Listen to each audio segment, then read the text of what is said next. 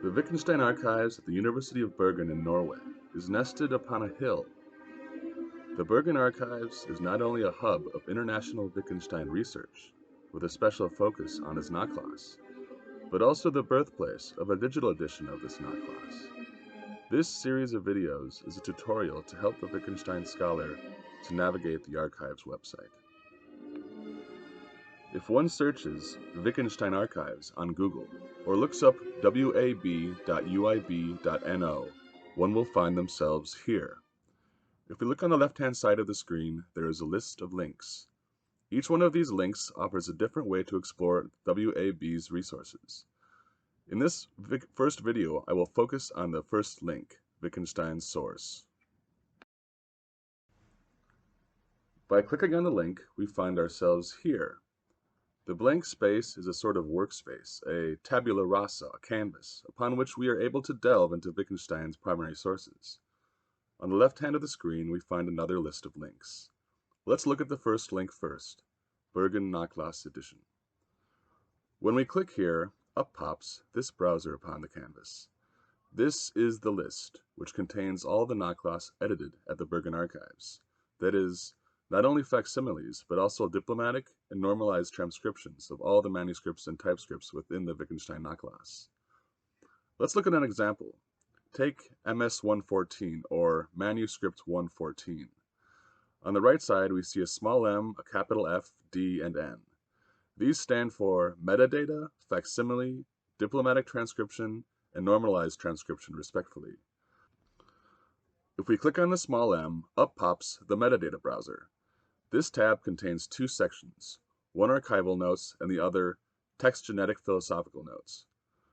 The archival notes offer detailed archival information about the text at hand, authored by Wittgenstein Archive scholars and the head of the Wittgenstein Archives, Alois Pichler. The text genetic philosophical note offers notes about the content of this text, authored by esteemed Wittgenstein scholar Joachim Schulte. By pressing the link, another tab will pop up on the canvas where one can read these notes. Let's go back to the first tab. We can clear off the other two tabs by pushing the little X in the top right corner. Returning to Manuscript 114, this time we will click on the capital F. This will bring up the Facsimile tab. Here we will find digital replicas of Wittgenstein's manuscripts and typescripts. Clicking on a page will bring up a high-definition digital scan of each artifact, allowing the scholar to zoom in and examine the text with great detail. We can make more room for this tab by collapsing the other tabs by pressing the little triangle in the top left corner. Back to 114, this time let's click on the capital D.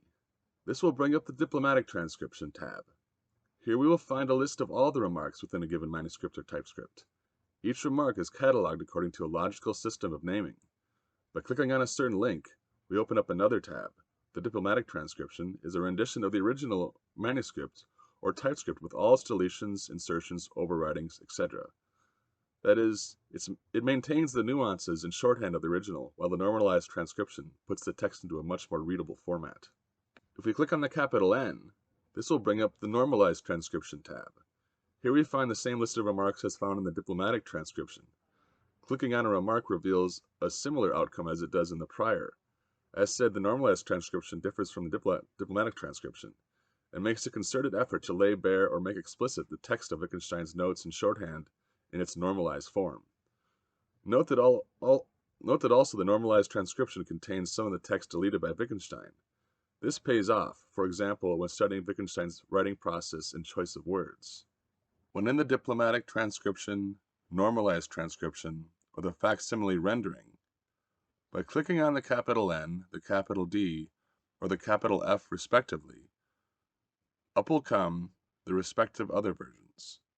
Finally, clicking on the capital A brings up a transcription, diplomatic or normalized, of the entire item. If you want to share a remark or other part of Wittgenstein's source with a friend or cite, just click the share icon. This will give you a shareable link and persistent identifier of the resource in question.